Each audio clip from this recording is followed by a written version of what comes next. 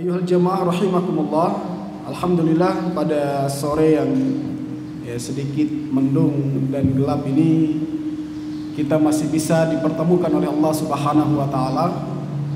Satu hal yang perlu kita syukuri, rahasia mengapa Allah menurunkan hujan di jelang-jelang iftar seperti ini tentu ada, Pak, Bu. Di antaranya karena ini merupakan waktu mustajabnya berdoa. Kalau saja seorang yang berpuasa, doanya insya Allah akan dipermudah oleh Allah untuk dikabulkan setiap permintaannya. Apalagi waktu jelang iftar, apalagi waktu ketika turunnya hujan. Maka jangan kita mencela datangnya hujan. Misalnya kalau nanti qadarullahnya kalau hujannya turun, itu semua adalah bagian dari keberkahan Allah Subhanahu wa taala. Jadi apapun yang terjadi terhadap hambanya itu adalah yang terbaik.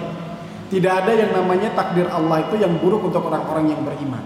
Semuanya terhitung baik di mata mereka yang selalu husnudzon kepada Allah Subhanahu wa taala. Jamaah rahimakumullah, pada sore ini sebagaimana yang diamanahkan kepada kami untuk menyampaikan tentang malam Qadar atau Lailatul Qadar, yang mana Lailatul Qadar ini merupakan malam yang diklaim langsung oleh Allah sebagai malam yang lebih baik dari 1000 bulan. Masya Allah. Tentu ada sebab mengapa Allah Subhanahu wa taala memberikan pernyataan seperti itu. Nah, di dalam banyak artikel juga didapatkan tentang pembahasan-pembahasan yang merinci mengapa Allah menjadikan Lailatul Qadar itu sebagai malam yang lebih baik dari 1000 bulan. Mengapa dijadikan Ramadan sebagai di dalamnya ada malam Qadar tadi. Nah, yang semuanya nanti insyaallah akan kita bahas ya, sesuai kemampuan kita tentunya. Namun kami merujuk dulu dari kitab Mukhtasar Minhajil Qasidin yang telah disusun oleh beliau Imam Ibnu Qudamah. Beliau mengatakan tentang konsep puasa dulu. Jamaah rahimakumullah, sadarkah kita bahwa puasa yang hari ini kita amalkan merupakan ibadah yang mendapatkan predikat khusus dari Allah Subhanahu wa taala. Jadi dia memiliki kadar taksis, ada sifat taksis pada puasa yang tidak dimiliki oleh ibadah yang lain. Sebagaimana beliau katakan, "I'lam anna fis shaumi khususah laisat fi ghairi." Kekhususan di dalam puasa yang hari ini kita amalkan tidak didapatkan pada ibadah-ibadah yang lainnya. Wa hiya idafatuhu ila Allah azza wa jalla. Adapun penyandaran puasa ini langsung kepada Allah Subhanahu wa taala tanpa ada perantaraan. Jadi hebatnya puasa bila dibandingkan dengan ibadah yang lain, karena salah satunya penyandarannya langsung kepada Allah Subhanahu wa taala. Masya Allah.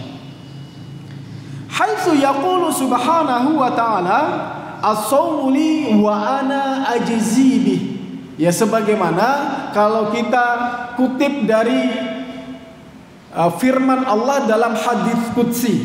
Jadi hadis qudsi itu disampaikan oleh Rasulullah, tapi sebenarnya itu adalah ayat. Nah, apa firman Allah dalam hadis qudsi ini?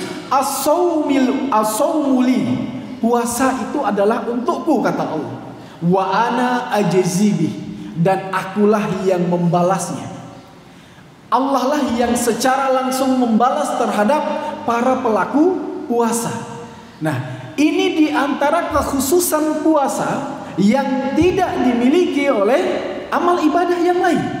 Sehingga dengan pemuliaan seperti ini, kita sebagai hamba Allah harus ikut mengerjakannya. Begitu. Jamaah rahimakumullah, sebagaimana beliau lanjutkan, wa kafa bihadhihi al-idhafah syamfan, dan ini menjadi kecukupan bagi kita semua akan kemuliaan dari ibadah puasa tersebut. Dengan Allah mengatakan as-saumu li, ini sudah menunjukkan kemuliaan dari ibadah puasa. Masya Allah, luar biasa jamaah rahimakumullah. Nah, kama syarafal baitu biidafatihi ilaihi fi qawlihi wa tahhir baiti. Nah, sebenarnya pernyataan kemuliaan sesuatu itu banyak Allah ungkapkan di dalam Al-Quran. Di dalam ayat yang lain banyak digunakan kalimat pemuliaan terhadap sesuatu oleh Allah Subhanahu wa taala selain kata as-saumu li tadi. Nah, begitu jamaah rahimakumullah. Wa inna ma fuddila as-saumu li ma'nayain. Adapun diutamakannya puasa bila dibandingkan dengan ibadah yang lain, setidaknya ada dua makna atau dua alasan mengapa puasa itu memiliki kadar kemuliaan yang lebih tinggi bila dibandingkan dengan ibadah yang lain. Yang pertama, ahaduhuma annahu sirrun wa amalu batin. Yang pertama, puasa itu merupakan puasa yang tersembunyi, puasa yang sifatnya rahasia. Karena dia sifatnya rahasia dan merupakan amalan batin, sehingga dia lebih cenderung aman dari yang namanya godaan syahwat, godaan hati yang tidak benar. Jadi kadang begini jamaah rahimakumullah, pada saat seseorang beribadah, misalnya kita sholat, apakah sholat bisa dilihat oleh orang Bapak Ibu? Bisa. Pada saat sholat kita dilihat oleh orang, kalau niat kita tidak benar, maka sholat tadi yang biasa-biasa saja menjadi luar biasa kalau niatnya membelok pada manusia. Entah karena di situ ada orang sehingga dia mau mendapatkan pujian dari orang itu sehingga dia memperbagus sholatnya, atau mungkin pada saat seseorang mengaji yang tadinya ngajinya loyo alhamdulillahirabbil alamin, lihat orang ar-rahmanir rahim maliki yaumiddin, itu karena melihat orang lewat. Nah, artinya ibadah-ibadah yang zahir tadi bisa sangat rentan dimasuki oleh penyakit-penyakit hati berupa riya, sum'ah, ta'ajub, takabur, dan yang lain. Tapi berbeda dengan puasa jamaah rahimakumullah. Panjenengan mau berakting riya dengan puasa tuh nggak bisa. Semakin jenengan berakting tuh semakin kelihatan konyolnya, semakin kelihatan lemahnya. Sehingga dari alasan inilah di antara alasan mengapa puasa itu menjadi amalan istimewa yang mulia di sisi Allah Subhanahu wa ta'ala. Ini alasan pertama. Alasan yang kedua, ini semoga tetap bisa didengar nih. Alasan yang kedua, annahu qahrun li'aduwillah. Jadi yang namanya puasa itu adalah sebagai senjata untuk menundukkan syaitan, menundukkan musuh seorang yang beriman. Jadi gampangnya begini jamaah rahimakumullah, kalau seseorang berpuasa, cenderung dia bisa menjaga dirinya dari hal-hal yang melanggar syariat. Sedangkan musuh jiwa dan musuh Allah itu bisa masuk melalui jalur syahwat kita diantaranya. dan juga bisa melalui jalur makan dan minum kita. Lah sedangkan puasa menahan diri kita dari perkara-perkara tersebut. Kalau seseorang berpuasa, sama halnya dia telah menutup jalan masuknya musuh Allah pada diri dan jiwanya. Nah, ini diantara alasan mengapa puasa itu mendapatkan predikat syarfan di dalam agama kita. Maka jamaah rahimakumullah, berbahagialah kalau kiranya panjenengan hari ini diistiqomahkan oleh Allah di atas ibadah yang satu ini. Sebab kemuliaan ibadah puasa tidak kita dapatkan, tidak kita temukan pada ibadah-ibadah yang lain. Nah, jamaah rahimakumullah, tentu setelah memahami akan kemuliaan dari puasa, kita tidak akan bermain-main dalam mengamalkan puasa itu. Sebab pada nyatanya tingkatan orang dalam berpuasa itu macam-macam, jamaah rahimakumullah. Ada orang yang puasa yang predikatnya hanya sebatas menahan lapar hausnya saja. Ada orang-orang yang berpuasa yang sampai pada predikat menahan lapar, haus dan syahwatnya. Ada orang yang predikatnya sampai pada menahan lapar, haus dan segala sesuatu yang dilarang oleh Allah. Tangannya ia tahan, mulutnya ia tahan, matanya ia tahan, pendengarannya ia tahan. Jadi tingkatan-tingkatannya itu setidaknya beliau Ibnu Qudamah menyampaikan ada 3 tingkatan orang di dalam berpuasa. Nah, tadi disebutkan saumul umum atau saumul umumi. Yang pertama tingkatan puasanya orang yang umum lah pada intinya gitu. Puasanya pada umumnya. Siapakah mereka? Fa amma saumul umumi fa huwa kafful batan wal farj an qada'is syahwat.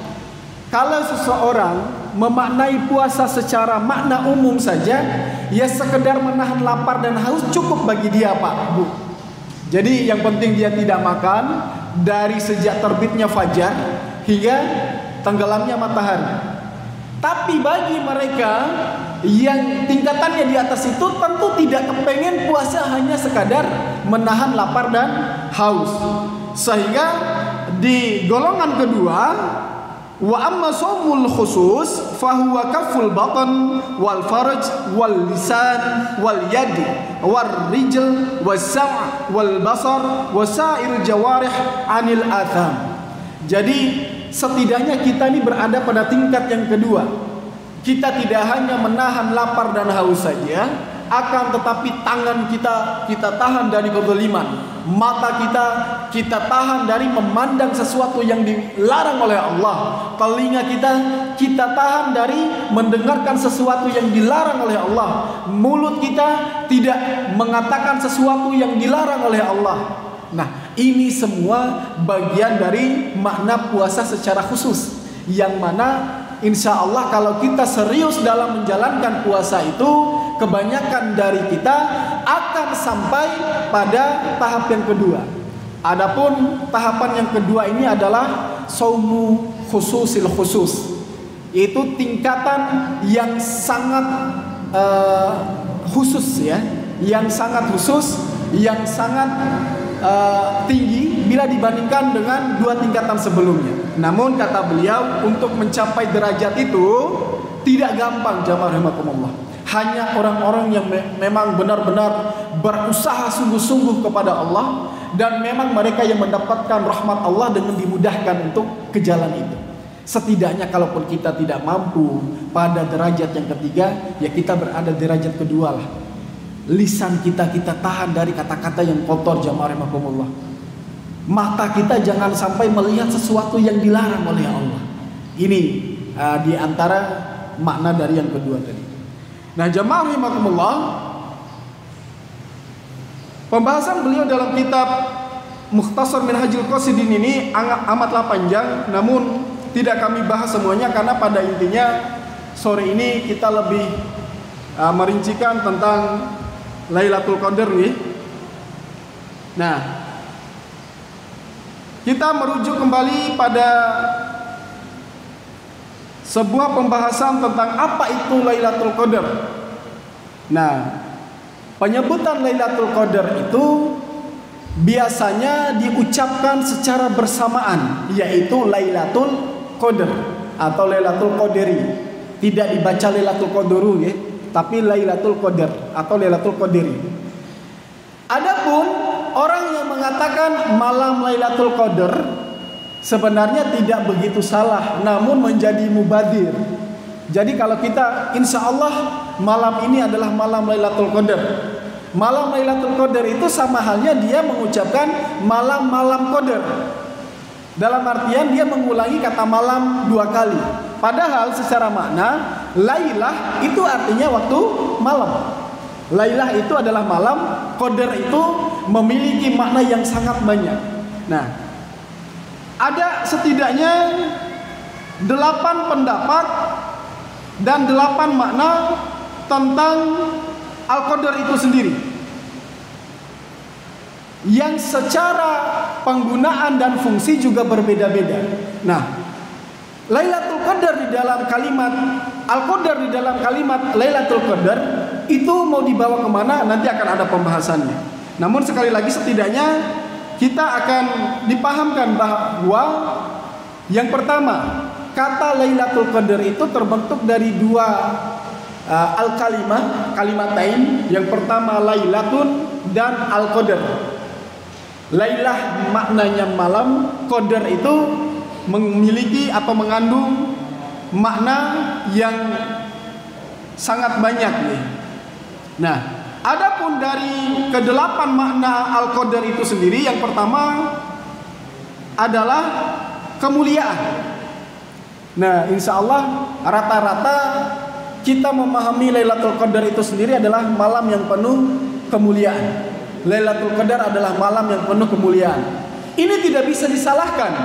Sebab kalau dirujuk kepada surat Az-Zumar misalnya, wa ma qadarullah haqqa qadrih. Mereka itu tidak memuliakan Allah dengan kemuliaan yang semestinya. Kata qadar di dalam ayat ini memiliki makna mulia. Nah, kalau di dalam kalimat inna anzalnahu fi lailatul qadr, kalau penggunaan Lailatul Qadar di situ diartikan mulia, maka bisa saja benar. Ini makna pertama. Makna qadar yang kedua bisa berarti ukuran, jamaah rahimakumullah. Sebagaimana dalil penguatnya, a'udzubillahi minasyaitonirrajim, walladzi nazzala minas samaa'i ma'an biqadar. Dan Allah yang menurunkan air dari langit menurunkan kadar ukuran. Itu kata Allah. Jadi ketika hujan turun itu telah Allah tentukan ukurannya. Ini makna qadar yang kedua. Makna yang ketiga dari qadar, menyempitkan rezeki, sebagaimana firman Allah di dalam surah Ar-Ra'd, Allahu yabsutur rizqa wa yaqdir. Jadi Allah yabsutur rizqa liman yasha wa yaqdir. Kata wa yaqdir itu maknanya menyempitkan. Jadi Allah melapangkan rezeki sebagian orang dan menyempitkan sebagian yang lain. Jadi ini makna yang ketiga dari qadar itu sendiri. Nah, kaitannya dengan Lailatul Qadar karena waktu qadar itu adalah waktu yang sempit, waktu yang tidak banyak. Nah, jadi ada keterkaitan antara makna di dalam Lailatul Qadar dengan ayat-ayat yang lain. Nah, di antaranya juga mengapa dikatakan sempit terhadap Lailatul Qadar? Karena pada malam hari itu para malaikat turun ke bumi. Tatanazzalul malaikat. Ketika malaikat turun ke bumi, seakan-akan digambarkan bumi itu sempit karena saking banyaknya malaikat yang turun ke bumi. Nah, sehingga ada makna tersirat dari kata Lailatul Qadar itu. Nah, ada makna yang lain, yaitu waktu yang ditentukan. Sebagaimana firman Allah yang artinya dalam surat Thaha ayat 40 itu, maka kamu tinggal beberapa tahun di antara penduduknya Madian, kemudian kamu datang menurut waktu yang ditetapkan, hai Musa. Nah, dalam artian Qadar itu juga memiliki makna waktu yang ditentukan. Atau makna lain dari Qadar itu sendiri bisa berarti kemampuan, bisa berarti menguasai, bisa berarti penetapan. Yang semuanya ini memiliki perbedaan makna. Ada perbedaan makna di dalam masing-masing ayat yang Allah gunakan kata Qadar di dalamnya. Nah, jemaah rahimakumullah, tentang keutamaan dari Qadar itu sendiri. Yang pertama, Lailatul Qadar merupakan malam diturunkannya Al-Quran. Insya Allah ini tidak ada perbedaan pendapat di antara kita tentang ayat-ayat yang menyebutkan bahwa malam Lailatul Qadar itu adalah di antara waktu yang diturunkan Al-Quran di dalamnya, sebagaimana di dalam surah Al-Qadar itu sendiri. Inna anzalnahu fi lailatul qadar, bahwa sesungguhnya kami telah menurunkan Al-Quran itu di malam Qadar. Nah, sekali lagi, kalaupun panjenengan mau memaknai berdasarkan pendapat yang 8 tadi, ya silakan dilihat konteksnya saja. Karena pada nyatanya makna dari Qadar di dalam Al-Quran itu pun banyak. Jadi panjenengan tidak perlu risau dengan adanya perbedaan pendapat tadi, sebab di dalam Al-Quran sendiri pun menggunakan kata Qadar pada kondisi yang berbeda-beda. Begitu. Jadi malam turunnya Al-Quran, sebagaimana yang kita ketahui bahwa Al-Quran merupakan kitab suci yang dimuliakan oleh Allah, yang merupakan di antara mukjizatnya Nabi Shallallahu Alaihi Wasallam. Maka kita sudah memahami bahwa pada dasarnya Nabi Allah Muhammad Shallallahu Alaihi Wasallam sebelum diangkat menjadi Nabi dan Rasul, ya beliau menjadi orang seperti kita pada umumnya. Namun ketika ditunjukkan beliau risalah kenabian, pada saat itulah beliau menjadi nabi, dan di dalamnya sekaligus ada penetapan oleh Allah untuk diturunkannya Al-Quran sebagai mukjizat beliau Nabi Muhammad SAW. Adapun keterangan waktu diturunkannya Al-Quran itu justru pada malam Lailatul Qadar ini. Nah, ada banyak, setidaknya ada dua, bukan banyak tapi ada dua. Ada dua pendapat yang membicarakan tentang kapan turunnya Al-Quran. Nah, ada yang mengatakan memang Al-Quran itu turunnya dari jadi kan langit itu kan punya lapisan ji. Jadi sebelum turun ke langit bumi, langit dunia, ya langit yang kita, ya bukan langit ini ya, langit yang di bumi itu memang Al-Quran itu Allah sudah turunkan dari Lauhul Mahfudnya. Nah, jadi ada beberapa tahap. Boleh jadi memang Al-Quran itu dari Lauhul Mahfud sudah Allah turunkan ke langit. Tapi ada juga yang berpandangan bahwa langit yang dimaksud bukan langit dunia sebagaimana yang kita bisa lihat dengan mata kepala kita. Nah, dan boleh jadi kedua-duanya tidak keliru, sebab para ulama meyakini bahwa Al-Quran memang mengalami proses penurunan dua kali. Penurunan yang pertama adalah turunnya Al-Quran dari Lauhul Mahfud ke langit, sebagaimana pendapat Ibnu Abbas. Sedangkan penurunan yang kedua dari langit dunia ke muka bumi. Ada dua makna. Namun terlepas dari perbedaan pendapat ini, justru kita akan semakin paham, karena memang Al-Quran itu diturunkan pada Nabi Muhammad SAW di waktu-waktu yang terpilih tadi. Nah, di antaranya yang paling diyakini adalah di malam Lailatul Qadar. Adapun mengenai apakah Al-Quran itu turun dari Lauhul Mahfuz ke langit, kemudian di pendapat kedua turunnya dari langit ke bumi, itu masih menjadi pertanyaan. Sebab belum ada pembahasan yang paling rinci, meskipun para ulama dan ahli tafsir masing-masing memiliki pandangan tentang itu. Santai, ini ada layarnya jadi tidak gelap. Gak apa-apa. Yang kedua, tentang Lailatul Qadar, sebagaimana disebutkan oleh Allah, lebih baik dari 1000 bulan. Nah, sebagaimana dikatakan oleh Allah, Lailatul Qadri khairum min alfi syahr. Bahwasanya malam Qadar itu adalah malam yang lebih baik dari 1000 bulan. Dan ini bukan pendapat manusia, akan tetapi Allah lah yang secara langsung menyampaikan kepada Nabi Muhammad tentang keutamaan dari bulan, dari Lailatul Qadar ini.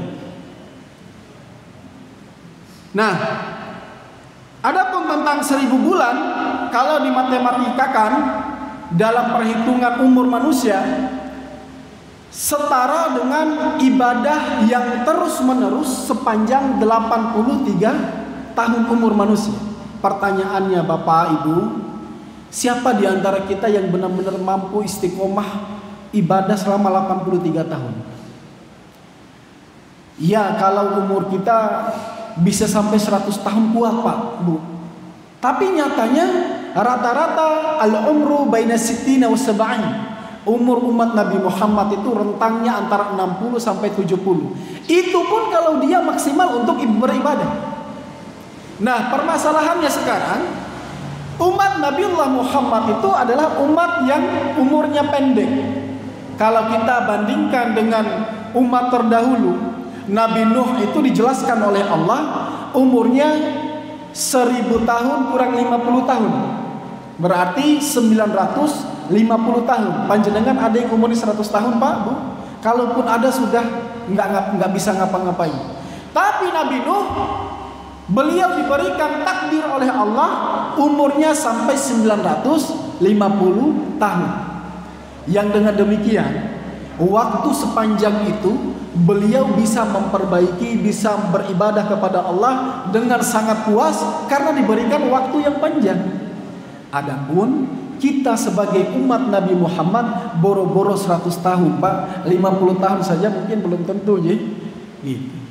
Boro-boro yang 50 tahun ini bisa kita maksimalkan untuk ibadah. Mungkin kalau seseorang umurnya 50 tahun saat ini, anggaplah dia baru mendapatkan hidayah di umur 20 tahun. Itu pun kalau dia isi dengan ketaatan terus-menerus, kebaikannya baru 30 tahun. Lah ini malam Lailatul Qadar dijanjikan oleh Allah setara dengan ibadah tanpa henti sepanjang 83 tahun umur manusia. Begitu. Karena keutamaan inilah, maka kita diperintahkan untuk memburu kebaikan pada malam Lailatul Qadar tersebut. Insyaallah. Ya, kita lanjutkan. Di antara kemuliaan Lailatul Qadar yang disebutkan adalah merupakan waktu turunnya para malaikat. Ya, masih di ayat yang sama juga nih. Tatanazzalul malaikatu warruh, tatanazzalul malaikatu warruh, ya, fiha biidni rabbihim min kulli amr. Ayat ini insyaallah panjenengan sudah hafal semua. Pada malam itu para malaikat turun dengan izin Allah, ya, dengan izin Tuhan mereka, dengan segala urusan. Jadi malaikat itu ketika malam Lailatul Qadar disebutkan dalam ayat, mereka akan turun ke bumi. Gitu. Luar biasa. Imam Qurtubi menyebutkan bahwa dari setiap langit lapisnya dan juga dari Sidratul Muntaha, para malaikat turun ke bumi untuk mengamini doa umat Islam yang dipanjatkan sepanjang malam Qadar itu. Jadi Masya Allah nih, para malaikat yang menjadi penghuni langit dengan segala lapisannya, itu ketika malam Qadar atau Lailatul Qadar mereka turun ke bumi, Pak. Turun ke bumi untuk mengamini atau mengaminkan doa orang-orang yang berdoa pada malam Qadar itu.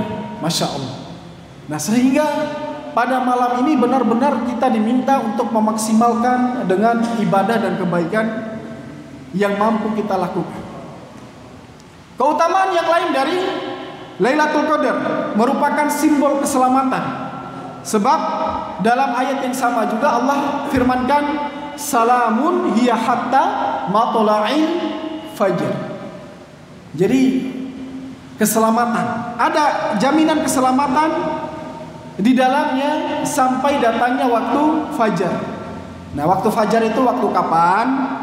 Waktu fajar itu merupakan waktu penutupan dari malam. Fajar itu bukan berarti pagi, nggih. Fajar itu maksudnya adalah subuh. Jadi di dalam ibadah puasa, pada saat kapan orang mulai berpuasa? Pada saat dimulai datangnya waktu fajar. Waktu fajar itu maksudnya datangnya waktu subuh, adzan subuh. Jadi pada saat itu mereka sudah menahan makanan dan minuman hingga terbenamnya matahari. Jadi banyak orang yang salah paham fajar itu waktu pagi. Tidak. Fajar itu sendiri sebenarnya adalah waktu subuh. Nah, bayangkan dari malam hingga menjelang fajar itu malaikat turun ke bumi untuk mendoakan orang-orang yang berdoa kepada Allah, mengaminkan doa mereka yang berdoa kepada Allah. Masya Allah. Maka jamaah rahimakumullah, perlu kita semangatkan diri kita untuk meraih Lailatul Qadar ini. Dan hebatnya lagi, Lailatul Qadar ini memang eksklusifnya hanya diperuntukkan kepada umat Nabiullah Muhammad SAW. Pada zaman sebelum Nabiullah Muhammad itu belum ada yang namanya Lailatul Qadar. Namun ketika Nabi Muhammad diutus menjadi Rasulullah dan kemudian Al-Quran diturunkan kepada beliau, maka pada saat itulah Lailatul Qadar itu menjadi kekhususan untuk umatnya Nabiullah Muhammad SAW. Masya Allah. Jadi ternyata tidak diberikan kepada umat-umat sebelumnya. Khusus untuk kita yang hari ini menjadi umatnya Nabiullah Muhammad SAW. Masya Allah. Nah, selanjutnya tentang hilafiyah waktunya. Ya, kalau tadi tentang keutamaan Lailatul Qadar, ada juga tentang hilafiyah. Panjenengan kan sampai hari ini mungkin bertanya-tanya, kenapa sih orang-orang itu berbeda pendapat tentang malam Qadar? Lailatul Qadar itu ada yang mengatakan di malam ke-17, di malam ke-19. Bahkan ada pendapat yang mengatakan di malam pertama Ramadan itu merupakan malam Lailatul Qadar, Pak, malam Qadar. Ada yang mengatakan di malam-malam ganjil, di malam ke-27, dan pendapat-pendapat yang lain. Nah, sebenarnya ada hikmah jamaah rahimakumullah, mengapa Allah tidak memberikan keterangan yang sharih tentang kepastian datangnya Lailatul Qadar. Di antaranya adalah supaya kita akan semakin semangat untuk beribadah dan berdoa pada waktu-waktu itu. Bayangkan kalau Allah katakan malam Qadar jatuhnya pada malam ke-19, maka kita tidak akan semangat pada waktu yang lain, Pak.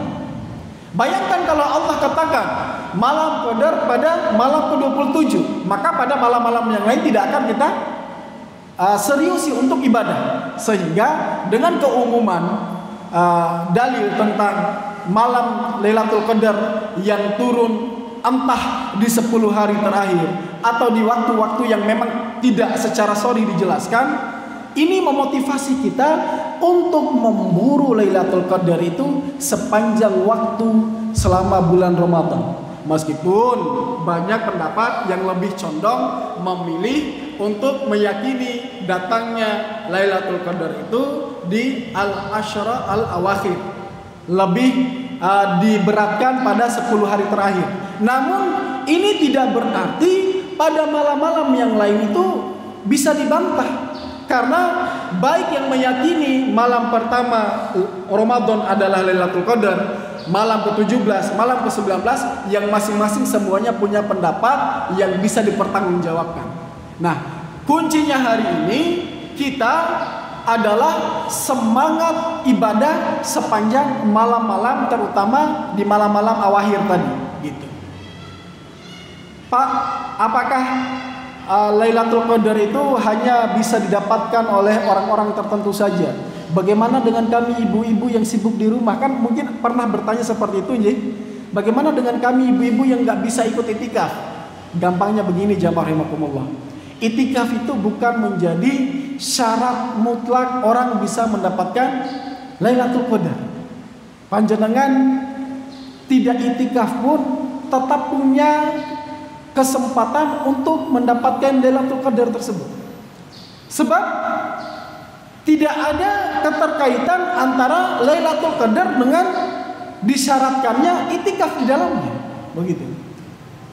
Yang ada di sana perintah untuk memperbanyak ibadah, memperbanyak munajat kepada Allah, dan para malaikat turun ke langit untuk ikut mengaminkan doa-doa kita.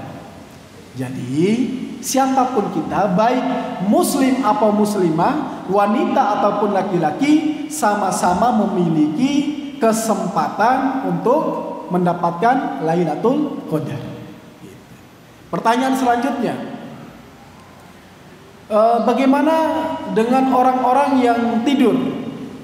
Ya bisa jadi ketika dia tidur, ya memang dia tidak dihajarkan untuk mendapatkan Lailatul Qadar.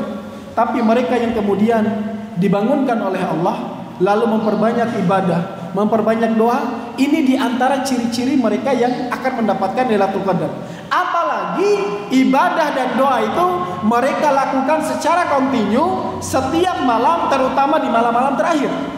Yang insya Allah kita yakini di antara 10 malam terakhir itu, atau mungkin di malam lain sebagaimana pendapat ulama yang lain, mereka yang terus-menerus kontinu, maka kesempatan mereka untuk sukses mendapatkan Lailatul Qadar itu jauh lebih besar daripada mereka yang memilih-milih hari. Kan gitu. Jadi panjenengan yang setiap malam turut tarawih bersama imam misalnya, atau mengisi waktunya dengan Al-Quran, ini kesempatan panjenengan jauh lebih banyak daripada mereka yang hanya menghususkan di malam-malam tertentu. Karena ada tipe manusia, kalau bukan di malam ganjil dia malas untuk beribadah. Sekali lagi, ada tipe-tipe tertentu yang kalau tidak malam ganjil dia malas untuk bersemangat beribadah pada saat itu. Padahal harusnya tidak demikian. Mau di rumah, mau di masjid, kita sama-sama maksimalkan untuk ibadah. Yang mana kalau setiap malam kita kontinukan, entah di malam apapun malaikat datang, kita dalam keadaan beribadah, gitu maksudnya. Daripada kita hanya menghususkan datanya di malam-malam ganjil. Lah permasalahannya sekarang, Pak, Bu, penentuan malam ganjil untuk tahun ini kan berbeda-beda ya. Misalnya Muhammadiyah menentukan 1 Ramadan di hari Sabtu, sedangkan Kemenak di hari Ahad. Lah, masa iya turunnya malaikat itu ini waktu turunnya misalnya Muhammadiyah, besok waktu turunnya Kemenak, kan tidak mungkin.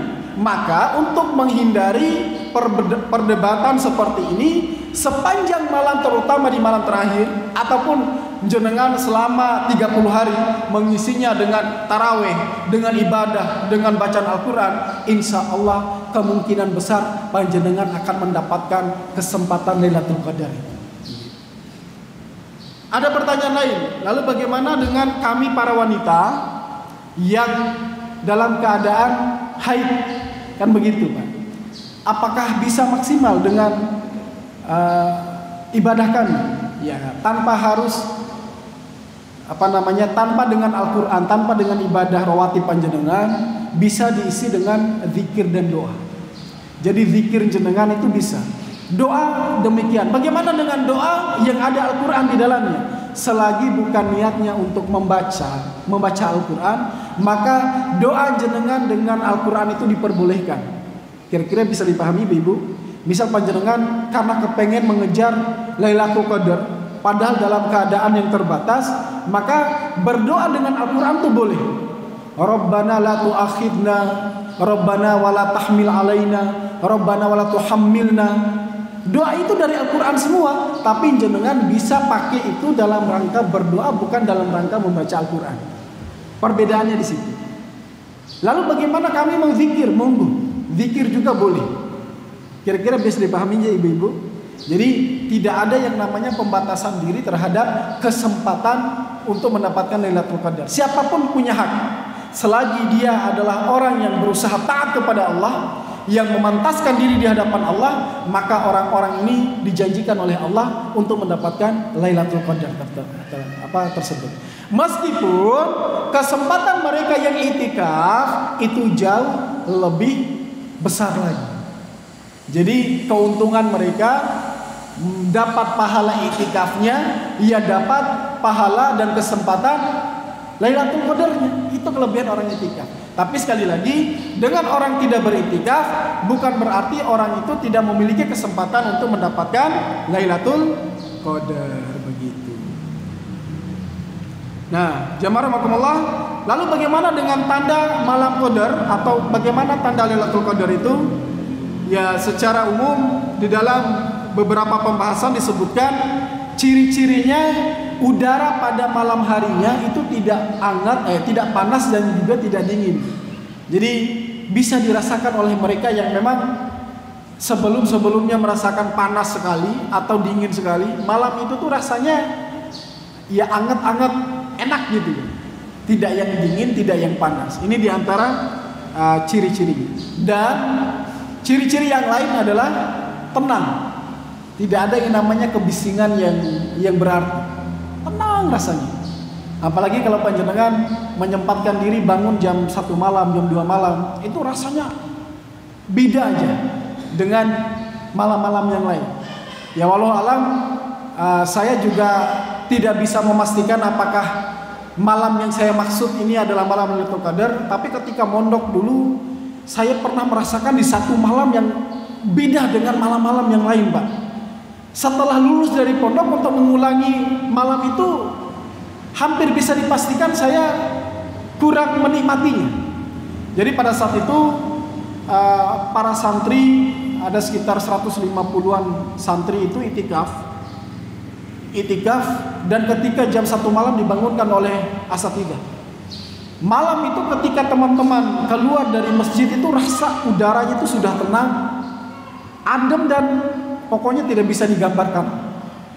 Dan yang paling menonjol pada saat itu, saya sendiri mendengarkan tangisan teman-teman di dalam masjid itu, Masya Allah.